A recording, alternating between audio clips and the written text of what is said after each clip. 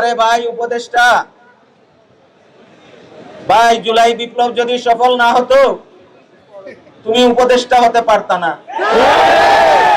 আমরা দেখেছি কালকে একজন উপদেষ্টা এখানে এসেছিলেন, আমরা কৃতজ্ঞ, উনি আমাদের খোঁজ নিতে এসেছেন। উনি আসার পরে এখানে একটি অনাকাঙ্ক্ষিত ঘটনা ঘটেছে।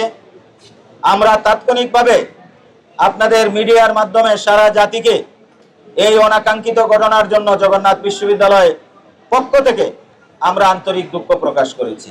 উনি পুলিশকে বলেছেন 10 মিনিটের মধ্যে জায়গা ফাঁকা করে দিতে। আরে ভাই উপদেষ্টা